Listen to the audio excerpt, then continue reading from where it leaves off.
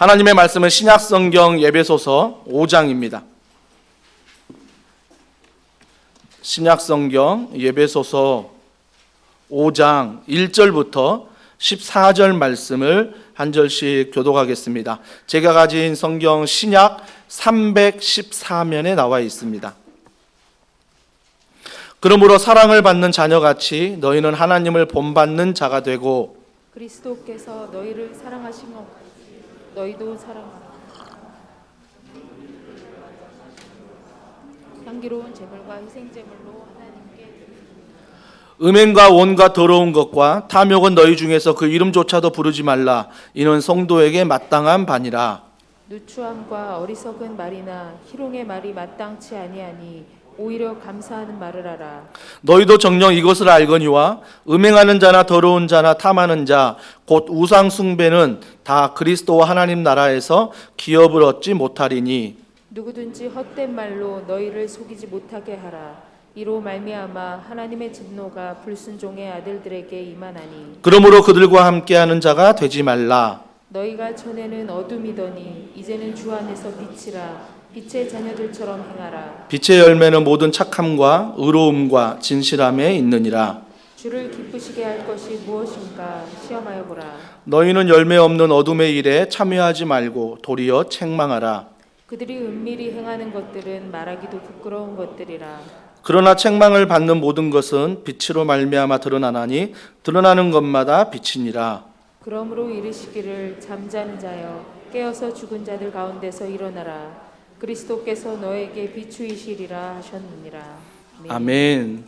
주 안에서 나는 빛이라, 주 안에서 나는 빛이라 라는 제목으로 하나님 말씀 전하도록 하겠습니다.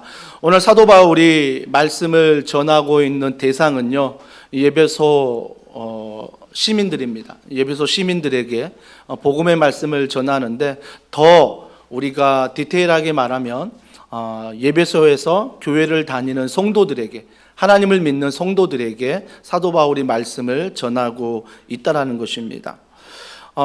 사도행전 말씀을 전할 때도 제가 예배소서에 대해서 잠깐 설명을 드렸는데, 예배소는 좀 항구 도시에 있지만 여전히 해상과 육상에 있는 상업 도시였습니다. 그렇기 때문에 많은 부가, 많은 물질이 오고 가는 그런 도시였습니다. 그러면서 그들이 신전을 지었는데요, 그 신전은 하나님께 제사를 드리는 신전이었습니다. 그런데 그게 변질돼서 그 신전에서 하나님의 뜻을 알고자 하지만 창기들을 불러다가 그 신전에서 성행위를 하면서 음란한 행위들을 신전에서 하고 있던 도시였습니다. 그만큼 그 도시가 타락한 도시였습니다. 그러니까 타락하니까 점점 어때요? 죄라는 게 좀 전염성이 있지 않습니까? 그 신전이 타락하고 도시가 타락하니까 점점 그 나라 시민들이 죄에 대해서 둔감해집니다. 그것쯤이야. 뭐 어때? 요즘 대세인데. 요즘도 우리가 뉴스를 접하거나 주변 이웃들과 대화 나누다 보면 정말 우리가 상상하지 못할 그런 일들이 우리 주변에서 동일하고 있는 것을 보게 됩니다. 그래서 옛날 같으면 큰 죄인데 그런 죄들을 이제는 아무렇지도 않게 이야기하고 말하는 그러한 현재의 모습들을 보기도 하는 것입니다. 그러니까 죄가 무뎌지는 거죠. 무뎌지는 거예요. 무뎌지는 것. 예배소 성도들만 그렇습니까? 아니죠. 우리 또한 마찬가지입니다. 모태신앙이라고, 신앙생활을 오래 했다고, 더원사랑의 교회를 잘 안다고 생각하는 나머지 우리의 신앙이 어떻습니까? 점점 무뎌집니다. 무뎌져요. 예배를 드려도, 기도를 해도, 다락방에 참여를 해도, 또 함께 교제를 해도 점점 무뎌지는 나의 모습을 발견하게 된다는 것입니다.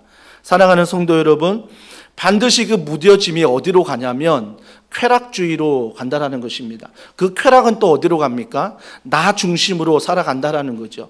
그러니까 예배소 그 시민들, 하나님을 믿는 성도들이나 오늘날 우리들과 그 죄에 대해서는 별반 다를 게 없습니다. 여전히 우리도 무뎌지고 쾌락주의로 간다는 건 내 자신만을 행복, 내 자신만을 위한 삶을 살아간다라는 것입니다. 또한 헬레니즘으로 말미암아 영지주의가 가득했지 않습니까? 영과 육을 분리하면서 내가 하나님 믿으면 내 육은 어떤 죄를 지어도 괜찮다. 그래서 내가 하나님을 예배하지만 삶에 있어서는 엉망으로 살아도 괜찮다라는 것입니다. 오늘날 구원파가 그런 모습 아닙니까? 그래서 그 땅 가운데 이런 죄에 대한 무뎌짐이 있는 그 찰나에 사도 바울이 그 성도들에게 오늘 말씀을 전하고 있다라는 것입니다.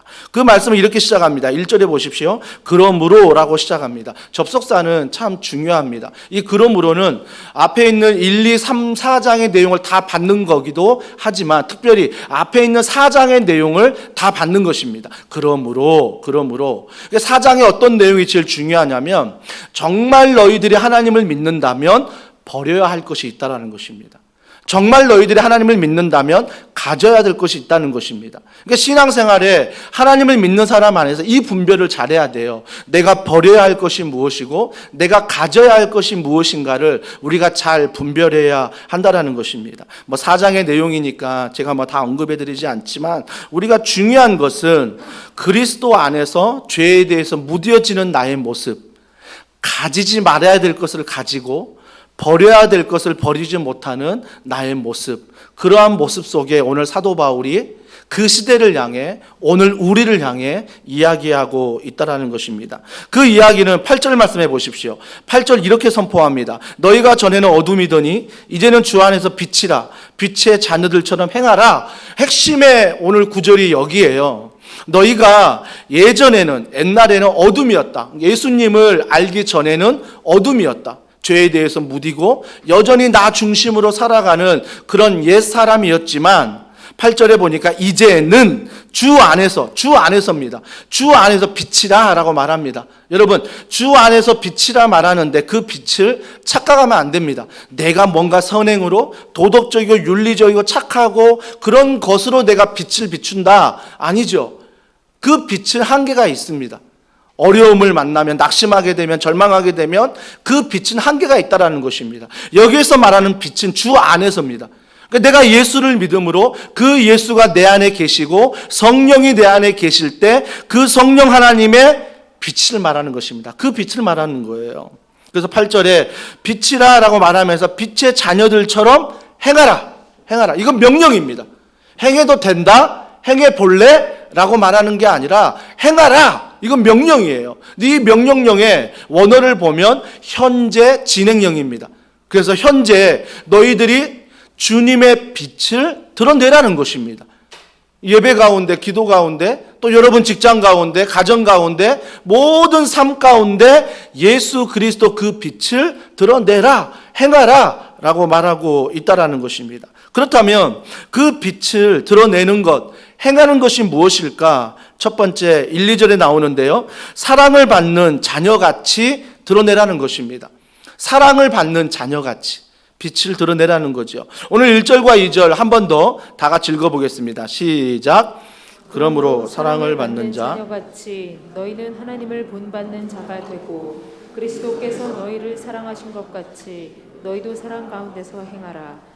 그는 우리를 위하여 자신을 버리사 향기로운 제물과 희생 제물로 하나님께 드리셨느니라. 그러니까 우리가 빛을 드러내는데 그 빛을 드러낼 때 주 안에서 드러내는데 주 안에서 드러낼 때 행할 때 첫 번째 잊지 말 것은 그러므로 사랑을 받은 자녀같이 빛을 드러내라, 행하라 라고 말하고 있는 것을 보게 됩니다. 여러분, 우리가 어떤 사랑을 드러내는데 예수님의 사랑을 먼저 알지 못하고 내 사랑만 드러낸다면 그러면 여전히 나만의 행복을 쫓아가고 나만의 이익을 쫓아갈 것입니다. 나에게 이익이 안 되고 행복이 안 되는 것들은 포기해버릴 것입니다. 하지만 주님이 어떻게 우리를 사랑하셨습니까? 주님이 사랑하신 건 2절에 나옵니다. 그리스도께서 너희를 사랑하신 것 같이 너희도 사랑 가운데서 행하라. 그는 우리를 위하여 자신을 버리사 향기로운 제물과 희생 제물로 하나님께 드리셨느니라. 자기의 목숨을 주셨습니다. 이걸 다른 말로 하면 전부를 주셨다고 말할 수 있습니다. 자기의 전부를 주셨습니다. 그럼 우리는 어떻습니까? 그 사랑을 받은 우리는 전부를 드리지 않습니다. 일부를 드립니다. 일부를 드리지요. 그러니까 드릴 때 우리가 파트타임이 있고 풀타임이 있다는 것입니다. 제가 교회 사역을 1996년 전도사로 처음 시작했는데요. 경기도 광주에서 시골교회에서 처음 시작을 할 때 원래 교육 전도사로 신앙생활을 시작했습니다. 시골이라 전도사가 이게 뭐 공고에도 안 오니까 친구 전도사님이 야, 그 교회 한번 너 가봐 라고 해서 집에서 한 차로 가면 20분 거리인데 차로 가서 그 교회를 섬겼습니다. 3년을 섬겼는데 3년을 섬기면서 파트타임으로 섬겼습니다. 하지만 부서는 개척교회다 보니까 좀 많은 부서를 맡으면서 섬겼습니다. 그러다 보니까 목사님은 야, 파트타임이니까 주일만 오면 돼. 아마 저를 많이 배려해서 그런 마음도 있겠지요. 근데 또 하나의 마음은 야, 시골교회 누가 오지 않은데 이 전도사님 좀 오래 있으면 좋겠다 해서 저를 많이 배려해서 아마 주일만 오면 돼 라고 얘기하신 것 같습니다. 하지만 제가 감사하게도 그 당시 내라고 했지만 하나님이 주신 마음은 수요일과 금요일과 토요일과 주일 4일을 갔습니다. 4일을 가면서 예배를 드리고 헌신을 하고 교회에 맡긴 사역들을 감당했습니다. 너무나 감사했습니다.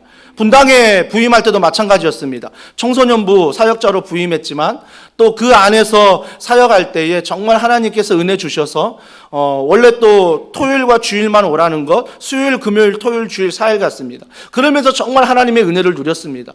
수지 사랑의 교회, 지금은 더 사랑의 교회지요. 그 교회도 처음 부임할 때, 청소년부 부임할 때 목사님이 그냥 준전임으로 한 3일만 나오면 돼 라고 했지만 매일 나갔습니다. 월요일 빼고 거의 매일 나가서 교회에 있었습니다. 여러분, 그때 저에게 주셨던 마음은 뭐냐면 하나님 앞에 사역할 때는 파트타임이 없다. 풀타임이다. 내가 드릴 수 있는 전부를 드리는 게 맞다. 물론 제가 공부를 하고 가정을 돌보고 하는 시간 외의 것들을 정말 하나님 앞에 파트타임이 아니라 풀타임으로 드렸던 시절이 있었습니다. 그러면서 파트로 부임하고 준전임 부임할 때 제가 맡은 사역은 부서 사역이잖아요. 부서 사역하면 아이들 데리고 주중에 제자 훈련하고 그다음에 학교 신방하고 전도하고 교사 훈련하고 하고 하면 일주일에 시간이 많이 남습니다. 많이 남으니까 어떤 일을 도와줄까를 잘 살펴봅니다. 저희 풀타임 사역 너무 바쁘더라고요. 너무 바쁘니까 내가 전화라도 좀 받아줘야 되겠다 해가지고 제가 정말 전화 한 번 울리면 제가 전화 다 받았습니다. 교회 전화는요. 안녕하십니까 고객님이 아니죠. 안녕하십니까 하면서 받았는데 받으면서 정말 제가 연구를 많이 했습니다. 어떤 톤으로 받아야 되지? 어떤 멘트로 받아야 되지? 어떻게 친절하게 받아야 성도분들이 사무실로 전화했더니 막 은혜가 넘치더라 얘기할 수 있지?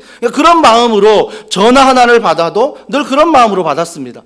사역도 마찬가지입니다. 제게 주어진 사역만 하는 게 아니라 정말 교회 시설이다, 주방이다, 차량 운행이다 하는 것들 풀타임 사역 하지 못하면 제가 하겠습니다 라고 하면서 그 사역을 함께 감당했습니다. 분당에 있을 때 이런 일도 있었습니다. 신대원을 다니면서 사역을 했는데 풀타임 교육자 너무 일이 많은 거예요. 저는 그때 파트타임이었으니까. 그래서 월요일 새벽을 두고 서로 눈치를 보는 거예요. 월요일 새벽 누가 할까? 주일 늦게까지 사역하고 얼마나 피곤합니까? 근데 월요일 새벽은 대부분 피하였습니다. 제가 파트타임이니까 제가 하겠습니다. 자원했어요. 그러니까 제가 월요일 새벽을 파트타임이지만 말씀을 전할 수 있는 기회를 얻었습니다. 월요일마다 말씀을 전했습니다. 근데 겨울이었습니다. 눈이 굉장히 많이 왔어요. 그 전날. 그러니까 제가 월요일날 말씀을 전하러 가는데 저도 겨우겨우 막 1시간 반 전에 일어나가지고 겨우겨우 준비해서 정말 거북이 걸음 운전하면서 막 갔었거든요. 또 교회가 분당에 이제 건축을 하다 보니까 기도원, 경기도 오포 기도원에서 예배를 드릴 때가 있었거든요. 근데 그 기도원에 올라오려면 오르막길인 거예요. 그러니까 눈이 많이 오면 정말 올 수 없는. 그러면서 제설 작업을 하면서 이제 성도들을 기다리는데 아니나 다를까 한 명도 없는 거예요. 혼자 왔던 것입니다. 그래서 혼자 왔으니 그냥 혼자 기도하고 가면 되겠다 안심하고 이제 기도하고 그래도 불이라도 켜야 되잖아요. 누가 올지 모르니까 불을 켰는데 한 분이 저 구석에 앉아 있는 거예요. 놀랐습니다. 어떤 한 분이 앉아 있지? 왜 이런 날에 오셨지? 담임 목사님 사모님인 거예요. 이건 말씀을 전해야 되나? 전도사가 파트가 서서 말씀을 전하는데, 담임 목사 사모님이, 그것도 나이가 이제 60이 다 된 사모님이 앉아 계시는데, 와, 그건 막 심장이 쿵닥거리고요. 이거는 그냥 사모님께 말씀드리고, 사모님, 아무도 안 왔으니 그냥 기도만 하고, 개인 기도하시고 음악 틀고 그냥 돌아가시죠. 그렇게 말씀을 드릴까? 그냥 그런 생각도 해봤습니다. 물론, 말씀을 전했지만, 그런 시절이 있었다는 것입니다. 사랑하는 성도 여러분, 제가 말씀드리고 싶은 건 다른 게 아니라요. 우리가 하나님 앞에 사역할 때 나는 풀타임이니까 풀타임만큼만, 나는 파트타임이니까 파트타임만큼만 사역한다는 그 경계선은 없다라는 것입니다. 물론 교회가 성장하면서 팀별로 질서가 있어야 되고 부서별로 질서가 있어야 되고 교역자들도 질서가 있는 건 맞습니다. 하지만 그 질서 때문에 내가 하나님을 멀리하거나 그 질서 때문에 파트타임처럼 사역하거나 그런 마음은 없어야 된다는 것입니다. 우리가 어떤 사역을 하건 어떤 사역이 맞춰지건 풀타임처럼 그 마음으로 주님 앞에 헌신하며 나가야 된다는 것입니다. 여러분, 풀타임으로 가면요, 얼마나 많은 교회 사역들이 보이는지 아십니까? 풀타임으로 가면요, 직장에서 얼마나 많은 빛으로 살아가는 모습들이 보이는지 아십니까? 풀타임으로 살아가다 보면 가정에서 정말 주님의 빛을 드러내기 위해서 얼마나 많은 것들이 보이는지 모릅니다. 예전에 내가 맡은 일만 할 때는 보이지 않는 것들이 주님의 빛을 드러내는 풀타임으로 우리가 살아갈 때 정말 많은 사역들이 눈에 보이기 시작한다는 것입니다. 그래서 헌신하기 시작하는 거죠. 그 헌신의 동기가 뭐냐고요? 빛을 드러내는 동기가 뭐냐고요? 오늘 사도 바울이 1절에 말한 것처럼 사랑을 받는 자녀같이 하는 것입니다. 내가 사랑받기 위해 하는 것이 아니라 사랑을 받았으니 주님의 십자가 사랑을 그 부활하여 승천하셔서 성령을 보내시고 재림하여 나를 영원한 저 천국으로 인도해 주실 이 소망을 받았으니 그 감사함으로 그 기쁨으로 내가 빛을 드러내고 풀타임으로 가는 것입니다. 풀타임으로 가는 거죠. 사랑하는 성도 여러분, 예수님이 그렇게 하셨습니다. 예수님의 공생의 시작이 30살부터 3년 동안 공생의 사역, 하나님 나라를 위해서 사역하셨는데 그 사역의 시작이 바로 이것입니다. 자, 마태복음 3장 17절 다 같이 읽습니다. 시작. 하늘로부터 소리가 있어 말씀하시되 이는 내 사랑하는 아들이요 내 기뻐하는 자라 하십니다. 여러분, 예수님이 육신의 옷을 입고 이 땅에 오셨을 때는 육신의 한계를 입으셨습니다.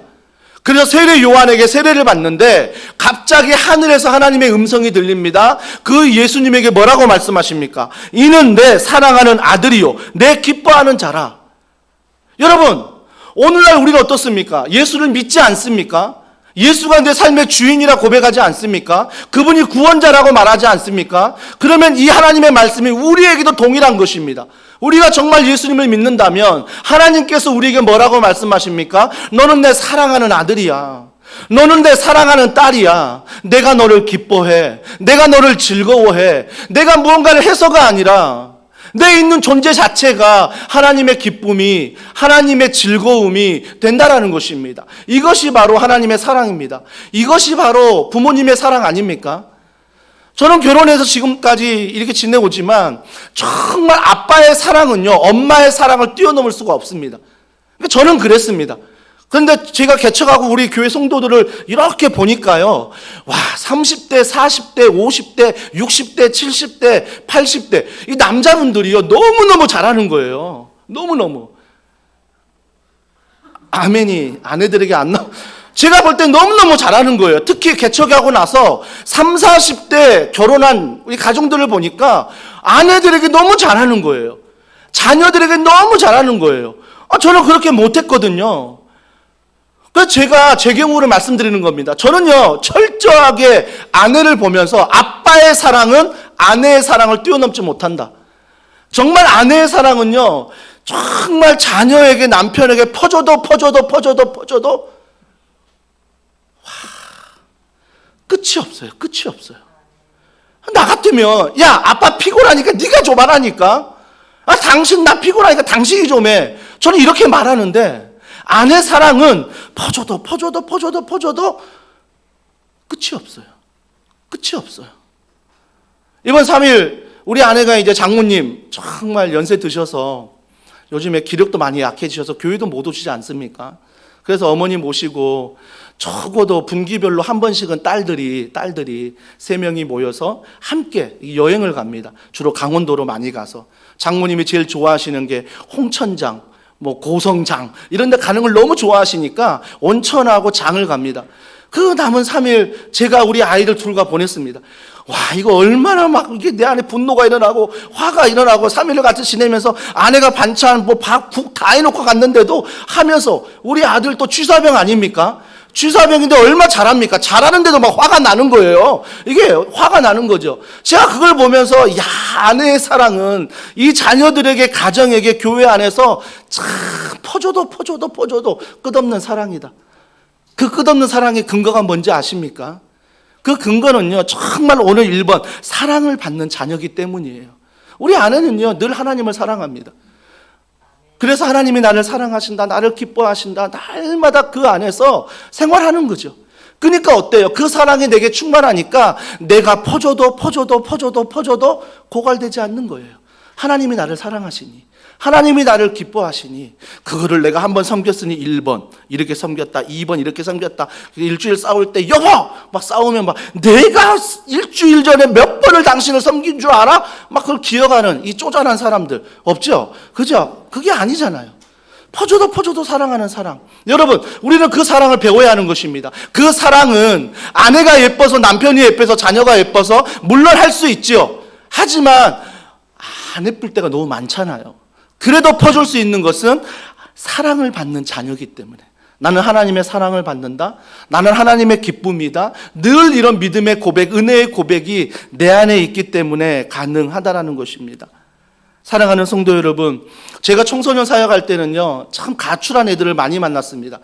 가출 애들 만나보면요, 쫓아가서 막 찾아가서 만나보면 왜 가출하냐, 집이 그렇게 좋은데 왜 가출하니 그랬더니 아니에요, 제가 사랑받지 못해. 다 그래요.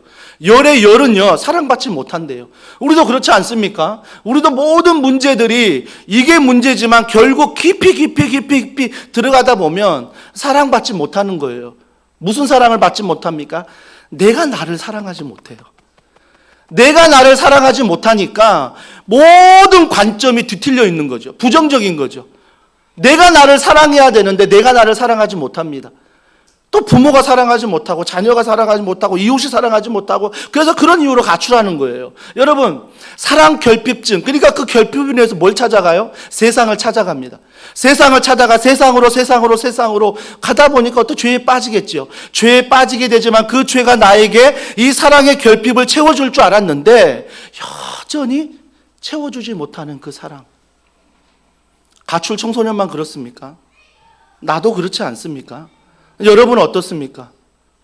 채워도 채워지지 않는 이 사랑의 갈급함, 우리 모두에게 있지 않습니까?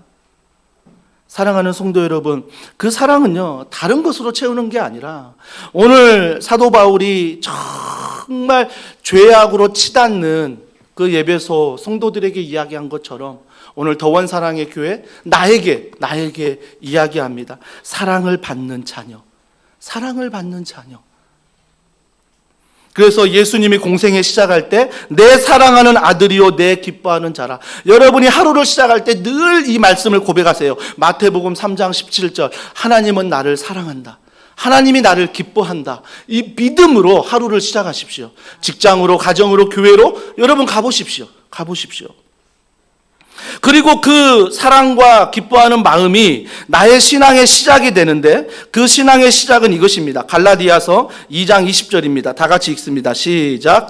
이제 내가 육체 가운데 사는 것은 나를 사랑하사 나를 위하여 자기 몸을 버리신 하나님의 아들을 믿는 믿음 안에서 사는 것이라. 무슨 사랑입니까? 자기를 버리신, 자기 사랑을 버리신, 정말 그 사랑 안에서 우리가 믿는 믿음 안에 사는 것이라. 그 십자가의 은혜를 믿는 거죠. 여러분, 우리가 무뎌지면요, 신앙이 무뎌지면 내가 기도해도 아멘이 안 나와요. 이게 믿지 못한다라는 것입니다. 그냥 푸념하는 것 같아요, 기도가. 그래서 푸념하고 실컷 울면 속 시원하다라고 얘기는 하지만 믿음의 기도는 아닌 거죠. 내 신세 한탄만 하는 거죠. 여러분, 조금 전에 대표 기도하셨습니다. 대표 기도할 때 여러분 얼마나 아멘 하셨습니까? 속으로든 겉으로든 아멘 하셨습니까? 그 기도가 나에게 반드시 이루어질 줄 믿습니다. 아멘. 이게 믿음이거든요.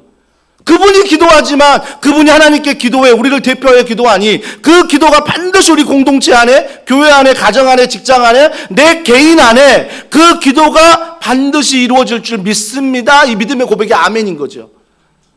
근데 언제부턴가 우리가 이 아멘에 무뎌져 버립니다. 그냥 남이 기도하면 이제 잘 듣지도 않아요. 그냥 자기 생각만 해요. 말씀도 잘 듣지도 않아요. 왜? 예배가 워낙 익숙해져 버렸으니까. 기도가 워낙 익숙해져 버렸으니까. 무뎌져 버린 거죠. 무뎌져 버린 것.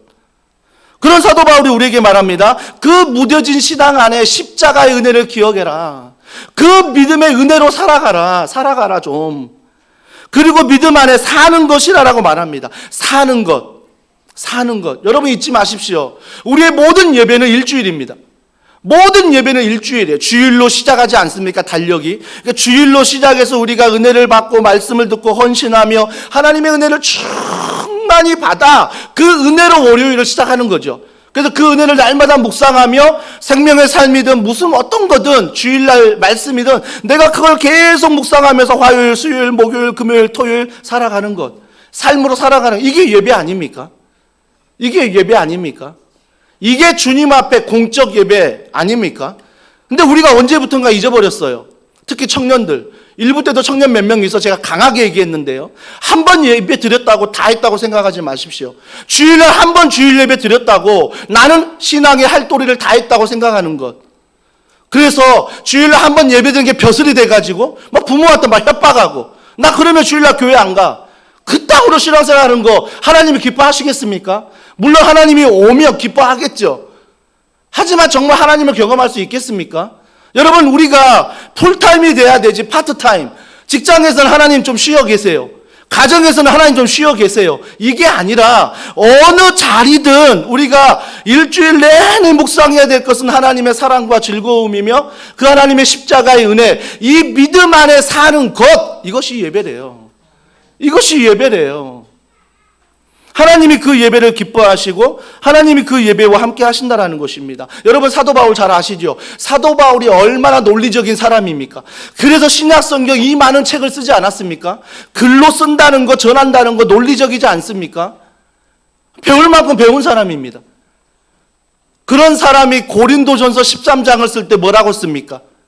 사랑은 오래 참고 사랑은 모든 것을 견디어내느니라. 예전에 볼 수 없던 사도 바울의 고백입니다. 하나님을 만나니 그가 이런 고백을 할 수 있다라는 것입니다. 저는 그 고백 중에 고린도전서 13장 중에 이 말씀이 가장 마음에 와닿습니다. 내가 예언하는 능력이 있잖아요. 사도 바울. 모든 비밀과 모든 지식을 알고 지식적으로 뛰어난 사람 아닙니까? 또 산을 옮길 만한 모든 믿음도 좋지 않습니까? 믿음이 있을지라도 사랑이 없으면 내가 아무것도 아니요. 그러니까 내가 예언을 하고 내가 지식적으로 알고 있고 내가 믿음도 있는데 그 안에 뭐가 없으면 사랑이 없으면 아무것도 아니라는 것입니다. 그 사랑이 누구의 사랑입니까? 내 안에서 만들어내는 사랑입니까? 막 발전기 돌리고 막 그래서 만들어낸 사랑입니까? 아니요. 하나님이 나를 만나주신 그 십자가의 사랑, 십자가의 은혜, 그 사랑을 얘기하는 것입니다. 그 사랑이 없으면 지식이 아무것도 아니다. 그 사랑이 없으면 내게 능력 있는 거 아무것도 아니다. 그 사랑이 없으면 우리가 예배 드리는 것 아무것도 아니다. 라고 지금 사도 바울이 선포하고 있는 것입니다.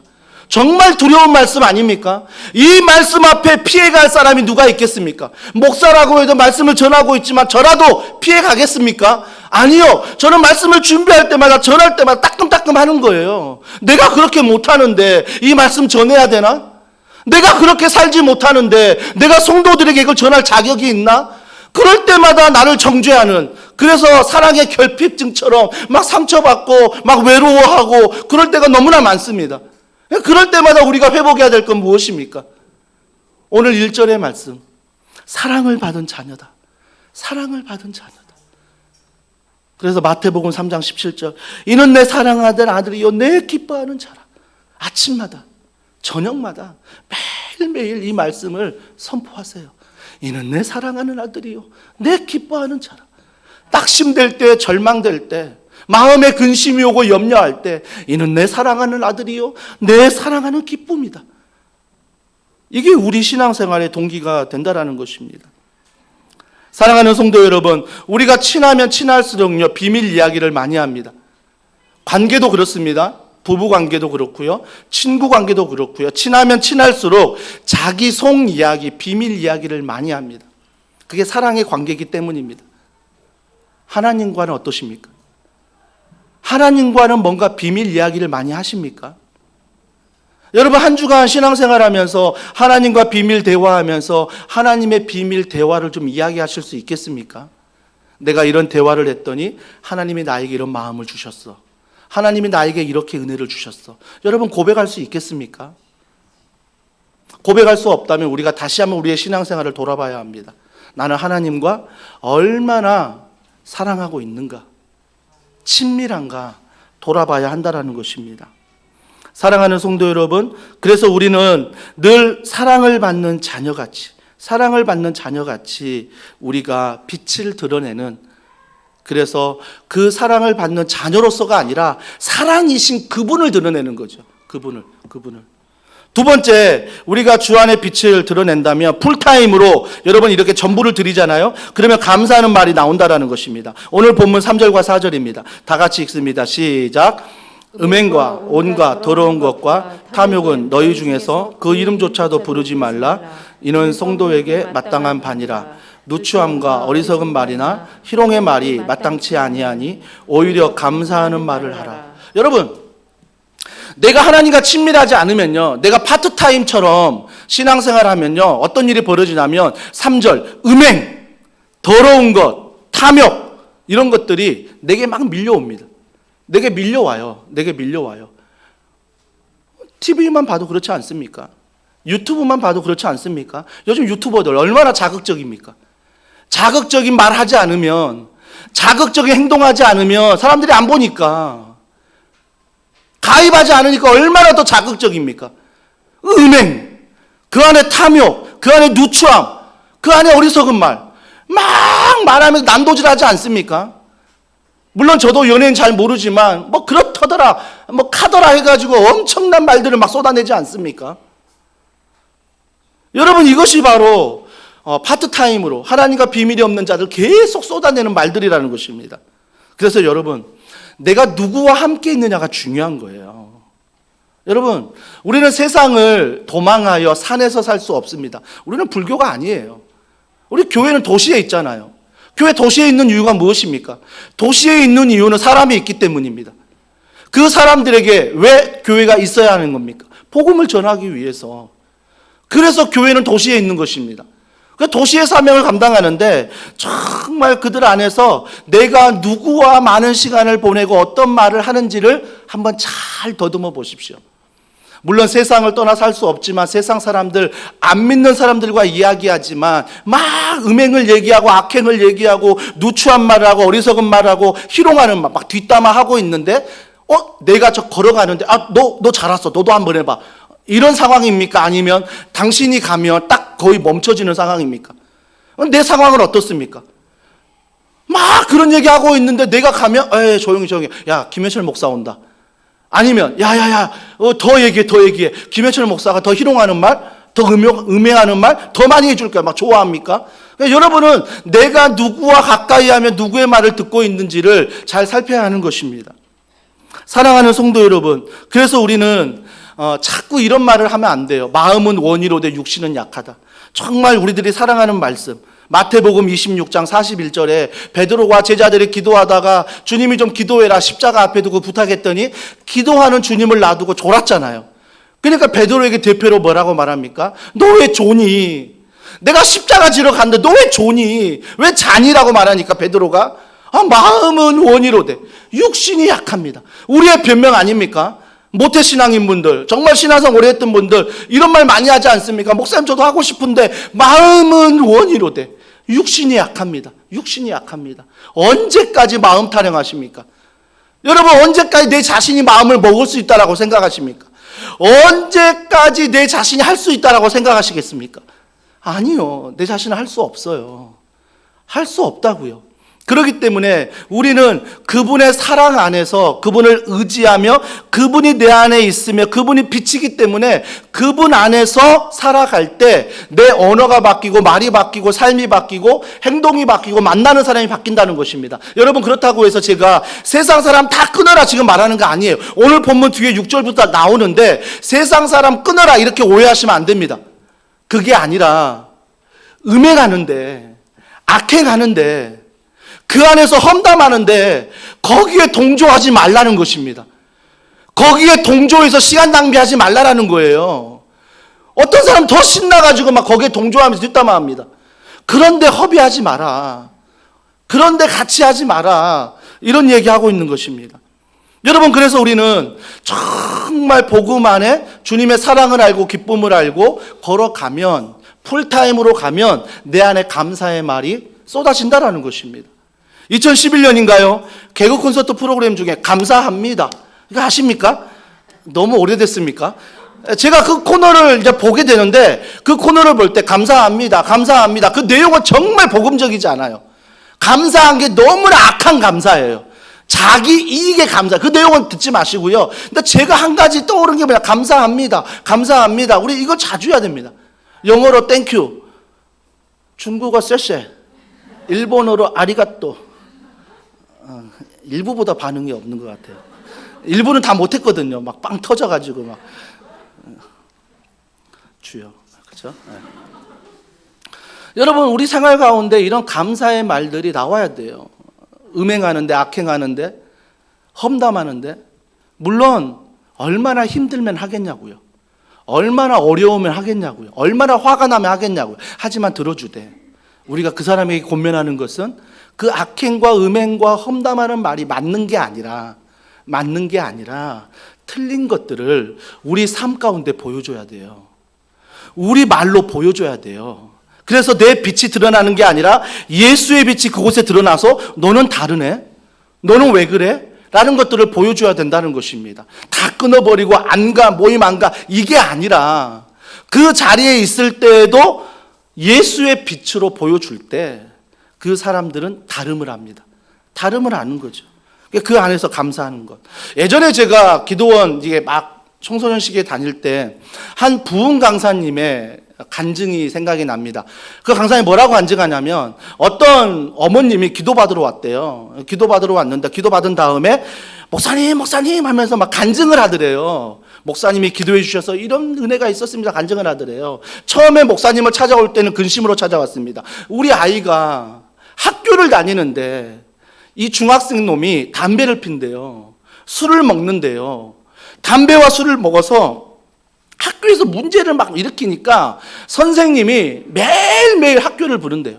학교를 부른다는 겁니다. 목사님께 어떻게 해야 되겠습니까? 라고 기도 제목을 내는데 목사님이 그러셨대요. 얼마나 감사합니까? 얼마나 감사합니까? 다른 부모님들은 부르지도 않는데 어머님을 부른다는 걸 얼마나 감사합니까? 하면서 감사로 여기십시오. 감사로. 그러니까 완전히 관점과 이 생각이 바뀐 거예요. 그 다음부터 정말로 막 부들부들 떨리는 마음이지만 학교 가서 선생님께 막 야단을 맞지만 속으로 감사합니다 하면서 이게 아이를 대하면서 아이에게 집에 와서도 그렇게 행동했대요. 근데 그 아이가 어느 정도 되니까 술을 끊어버리더래요. 담배를 끊어버리더래요. 그러면서 신학교를 가버리더래요. 물론 신학교 갔다는 건 뭐 여러 가지 케이스가 있죠. 다 가라는 거 아닙니다. 하지만 여러분 정말 이 능력, 정말 그 어머님이 창피하고 학교 가는 게 너무너무 부끄럽고 집에 돌아와서도 이 아이가 너무 부끄러운 상황 속에서 어찌할 바를 알지 못해 전전긍긍하고 누구 이웃집 아줌마 친하다고 이런 얘기 못 하잖아요. 내 아이가 술 때문에 담배 때문에 끌려가서 선생님께 이런 이야기 들었습니다라고 누구한테 얘기하겠습니까? 하나님께 기도하기 시작한 거예요. 하나님 앞에 기도하니 자기가 보는 관점이 변화되고 자기가 생각하는 생각이 변화돼서 감사하더래요. 이 아이가 말썽을 피우지만 하나님 어디 부러지지 않아 감사합니다. 하나님 이 아이가 말썽을 피우지만 이 아이가 뭔가 다른 것들을 하지 않아 감사합니다. 찾는 거예요. 찾는 것. 얼마 전에 우리 둘째가 밖에 나가서 배드민턴 치다가 뒤로 넘어져 가지고요. 오른팔로 이게 땅을 짚으면서 뼈가 10도가 뒤로 밀려갔습니다. 애들은 그게 골절이래요. 그게 골절인데. 그래서 병원 가서 엑스레이 찍어보니까 실금이 갔더라고요. 실금이 가서 기부스하고 치료를 받는데, 치료받을 때 진통제를 맞았습니다. 아프니까 진통제 맞자. 얘는 주사 안 맞으려고 했는데 아빠가 다리 골절 경험해 봤잖아요. 너무너무 아파. 맞아야 돼. 맞아도 아플 거야. 근데 맞았는데 나중에 10분 진통제 맞은 다음에 이제 선생님이 오라 해서 팔을 이제 맞춰야 되는 거예요. 이거를요. 뒤로 밀린 그 뼈를 다시 앞으로 당겨야 되는 거죠. 그래서 목침 베개 갖다 놓고 올려놓고 당기기 시작하는 거예요. 와 하더니 얘가 두 발이요 하늘로 솟아요. 두 발이 너무나 아프니까 힘드니까 한 번이 아니라 세 번을 하는 거예요. 안 당겨지니까 이 아이 죽으려고 하는 거죠. 그 옆에서 나오는 아빠의 기도가 뭐겠냐고요. 다들 부모 아닙니까? 하나님 이 아이 고통 가운데 좀 꺼내달라고. 하나님 한 번만 하지 왜 세 번까지 하셨냐고. 하나님 또 이 세 번 한 다음에 잘 맞춰줘서 이 아이 빨리 회복되게 해달라고. 우리는 그런 기도 아닙니까? 뭔가 불안과 염려하는 기도인데 정말 나중에 감사는 뭐냐면 이 아이가 감사를 얘기하는 거예요. 무슨 감사입니까? 아빠 다리 부러졌으면 학교 못 갔을 텐데. 이게 그 아이 바람인지 감사인지 모르는데 아마 바람인 것 같아요. 다리가 부러지면 학교를 안 갈 텐데. 제가 그 얘기 듣는 순간 감사가 나오는 거예요. 난 다리가 부러지지 않고 손에 실금 가게 하신 것 감사합니다. 감사합니다. 여러분 우리 생활 가운데 정말 주님 앞에 기도하고 그 사랑, 내가 사랑받는 아들이야 딸이야, 내가 주님 앞에 기쁨을 얻는 자야, 그런 마음 가운데 풀타임으로 우리가 주님 앞에 나아가면 모든 상황 앞에서 주님 앞에 감사할 수 있다는 것입니다. 감사할 수 있다는 거죠. 시편 23편 3절 아십니까? 사망의 음침한 골짜기를 걸을지라도 해를 두려워하지 않는 것은 주께서 나와 함께 하심이라. 사망의 음침한 골짜기를 건져준 게 아니에요. 아직이요. 일이 해결된 게 아니라고요. 근데 뭐예요? 주님이 나와 함께 하심이 감사하대요. 함께 하심이 감사하대요. 그래서 23편 6절은 뭐라고 말합니까? 내 원수의 목전에서 내가 상을 받으리라. 원수의 목전 상을 받으리라. 그 원수들은 뭡니까? 사망의 음침한 골짜기 왜 갔어? 너 그럴 줄 알았어. 너 잘못해서 그래. 너 똑바로 살아. 막 정죄하고 악행을 하고 음행한 말을 하는데 하나님은 그러지 않으세요. 상을 받으리라. 상을 받으리라. 여러분 이 상이 그 다윗에게만 있겠습니까? 사도 바울에게만 있겠습니까? 아니요. 예수를 믿는 우리에게 동일하게 주님 말씀하십니다. 사망의 음침한 골짜기를 걷니? 그 안에서 내가 있음을 알고 사랑하고 기뻐하는 걸 알고 너의 풀타임을 하나 앞에 드리면 내가 너를 사랑하는 줄 알 뿐 아니라 내가 너에게 상을 베풀리라. 상을 베풀리라. 저는 이 상 많이 받았어요. 그게 뭔 상인지 아십니까? 히브리서 11장에 이렇게 나옵니다. 주가 함께 하신 것. 이게 상이래요. 저는 그 일이 해결되는 게 상인 줄 알았는데 주님이 함께 하시는 게 상이래요. 상이래요. 그러니까 어떤 일을 만나도 믿음이 쌓여가는 건 뭡니까? 주님이 함께 하신다. 주님이 함께 하신다. 주님이 함께 하신다. 이 믿음으로 오늘도 인내할 수 있고 믿음으로 나아갈 수 있다는 것입니다. 그래서 사도 바울은 사랑은 오래 참는다. 사랑은 모든 것을 견딘다. 그 주님의 사랑 안에 할 수 있다라고 이야기하는 것입니다. 우리가 인생을 살다 보면 다들 나이가 드시면서 집을 짓는 것과 똑같습니다. 내 인생을 돌아보면 인생의 집을 짓잖아요. 마태복음 7장에 보면 두 집이 나옵니다. 처음에는 모래 위에 지은 집, 두 번째는 반석 위에 지은 집이 나옵니다. 여러분 잘 아시지만 모래 위에 짓는 집은 굉장히 빨리 지었습니다. 그러면서 반석 위에 기초의 집을 짓는 집은 늦게 지니까 야, 너 요령이 없어. 너 왜 이렇게 늦어? 왜 이렇게 더디냐? 왜 이렇게 힘들게 하냐? 너 바보냐? 왜 그렇게 인생을 살아? 아마 그랬을 것입니다. 모래 위에 지은 집은 금방 지었습니다. 아마 반석 위에 지은 집 그 사람도 아마 흔들렸을 것입니다. 나도 그렇게 질까? 나도 그렇게 살까? 흔들렸을 것입니다. 결국은 반석 위에 있는 집도 잘 지었습니다. 그 뒤에 무슨 말씀 나옵니까? 비가 오고 바람이 불고 홍수가 나고 태풍이 불었습니다. 결과 어떻습니까? 잘 아시지 않습니까? 모래 위에 있는 지은 집 다 무너졌습니다. 그러나 반석 위에 지은 집은 무너지지 않았습니다. 어디에 우리 인생의 집을 짓고 계십니까? 여러분 잘 보십시오. 세상이라는 모래에 우리가 기초를 두어 집을 짓고 있지는 않습니까? 여전히 우리가 세상을 살지만 예수 그리스도 사랑 말씀 안에 집을 짓고 계십니까? 우리는 세상을 살아갈 수밖에 없는 존재지만, 죄악 아래에 있는 이 세상에 살아갈 수밖에 없는 피조물이지만 이 땅에 천국을 맛볼 수 있는 이유는 나의 기초가 예수 그리스도, 그분의 말씀이기 때문에 비가 와도 바람이 불어도 홍수가 나도 태풍이 불어도 그 안에서 감사할 수 있다는 것입니다. 그 안에서 감사할 수 있다는 것입니다. 그렇다고 감사하다고 모래로 무너진 집 너 잘됐다 해야 됩니까? 저는요, 정말 인격적으로 하나님을 만났다면 남들이 망하는 것, 남들이 아파하는 것, 그거 보고 쌤통이다, 너 예수 안 믿어서 그래, 너 교회 안 나와서 그래, 그렇게 말하는 게 그리스도인 맞습니까? 정말 주님이 왜 십자가를 지셨는지 생각해 보세요. 나 때문이에요. 나 때문에 지으셨다면 내가 어찌 감히 그 사람을 평가할 수 있고 판단할 수 있겠습니까? 나 또한 무너졌던 사람입니다. 나 또한 지금도 그렇게 살아가는 사람입니다. 그렇기 때문에 우리는 하나님의 사랑, 그 은혜, 십자가 은혜 아니면 우리가 빛을 드러낼 수 없다라는 것입니다. 없다라는 거죠. 사랑하는 성도 여러분, 그래서 저는 운영위원 분들이나 순장님이나 교역자들 어느 누구와도 사전에 나누지 못했습니다. 너무 죄송하고요. 어제 말씀 저녁 늦게 준비하면서 이런 감동이 와서 제가 그냥 설교 시트지에 그냥 아침에 넣어버리고 계속 기도하는 중인데, 이게 넣습니다. 뭘 넣냐면, 자, 여러분 시트지 보십시오. 시트지 보시면 하단에 보시면 나눔이 있습니다. 나눔 2-2번에 보십시오. 2-2번 다 같이 읽습니다. 시작. 지난주 또는 오늘 발견한 감사 제목 3가지를 꼭 나눠보세요. 앞으로 추수감사주일 20일까지 계속해서 감사를 나누는 시간을 가질 겁니다. 감사를 나눠보시고요. 자, 헌금 찬양, 이 부분이 중요합니다. 같이 읽습니다. 시작.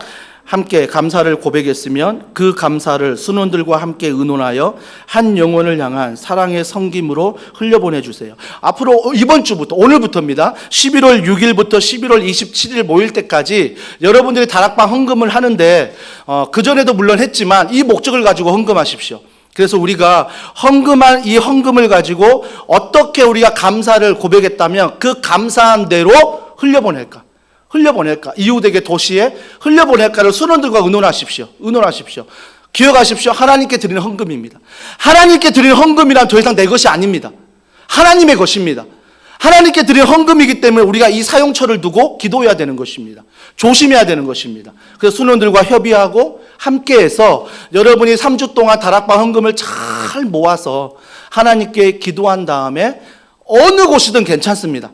어느 사역이든 괜찮습니다. 예수의 빛을 드러내십시오. 예수의 빛을 드러내는 곳에 흘려보내십시오. 그럴 때 그곳이 변화될 것입니다. 그럴 때 그 도시가 변화될 것입니다. 그래서 에스겔 마지막 37장 5절에 보면 마른 뼈를 향해 하나님이 이렇게 말씀하십니다. 우리 같이 읽습니다. 시작.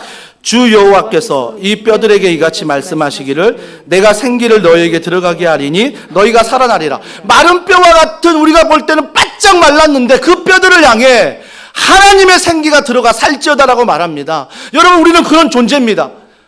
하나님의 사랑이, 하나님의 기쁨이, 십자가의 은혜가 내 안에 있기 때문에 어떤 상황이라도 우리가 선포할 수 있는 것은 하나님의 생기여 사방에서 불어와 우리를 살게 하여 주시옵소서. 가정을 살게 하여 주시옵소서. 직장을 살게 하여 주시옵소서. 교회를 살게 하여 주시옵소서. 그래서 이 땅을 살게 하여 주시고, 저 북녘 땅이 미사일 쏘아대지만 하나님의 생기로 하나님 살게 하여 주시옵소서. 우리는 이 믿음의 선포가 이번 한 주간 우리 가운데 있어야 한다는 것입니다. 여러분 주변에 마른 뼈와 같은 곳들이 있습니까? 하지 마시고요. 선포하세요. 마음으로 선포하든 입으로 선포하든 하나님의 생기여 사방에서 불어와 그 사람을 살게 하소서. 하나님의 생기여 사방에서 불어와 그 직장을 살게 하소서. 하나님 빛이신 예수 그리스도 믿음 안에 선포할 때 그 빛은 주 안에서 드러날 줄 믿습니다. 이 믿음으로 이번 한 주간 승리하는 우리 모두가 되길 주님의 이름으로 축복합니다. 우리 이 믿음을 가지고 이 찬양 부릅니다. 일어나라 주의 백성 빛을 발하라. 일어나라 주의 백성 빛을 발하라. 우리 박수 치면서 우리 찬양 함께 고백합니다.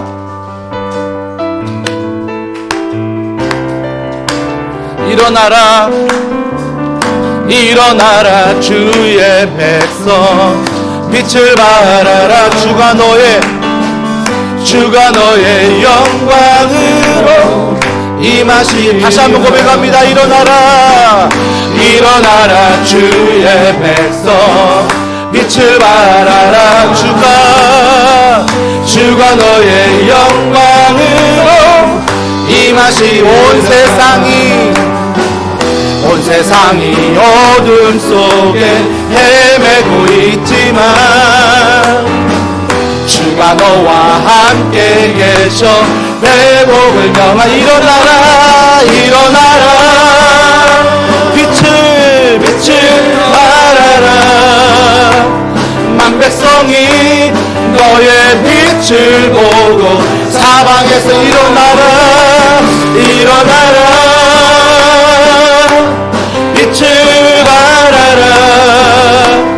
만백성이 자유함을 얻어. 한 번 더 고백합니다. 일어나라 주의 백성 일어나라 주의 백성 빛을 발하라. 아멘. 주가 너의 영광으로. 일어나라 주의 백성 일어나라 주의 백성 빛을 발하라. 주가 너의 영광으로 임하시. 온 세상이 어둠 속에 헤매고 있지만 주가 너와 함께 계셔 회복. 일어나라 빛을 발하라. 만백성이 너의 빛을 보고 사방에서 나오네. 일어나라 빛을 발하라. 만백성이 자유함을 얻어 기뻐하는도다. 한 번 더 고백합니다. 기뻐하는도다. 우리 이 시간에 기도합니다. 하나님 아버지, 마른 뼈와 같은 나의 모습, 가정, 교회일 수 있습니다. 또 내가 누군가를 바라볼 때 그곳이 바로 마른 뼈와 갈 수 있습니다. 하지만 우리가 주님이 주신 사랑과 주님이 주신 그 은혜로 말미암아 그분을 드러내길 소원하오니 그 마른 뼈들을 향해 이번 주 내가 선포하게 하여 주시옵소서. 그 마른 뼈들아 하나님의 생기로 일어나라. 그 마른 뼈들아 하나님의 생기로 일어나라. 믿음으로 선포할 때 주님의 귀한 은혜가 이 도시에, 이 가정에, 이 직장에 흘러갈 수 있도록 주여 나의 빛을 사용하여 주시옵소서. 성령으로 충만케 하여 주시옵소서. 우리 간절한 마음으로 기도하시겠습니다.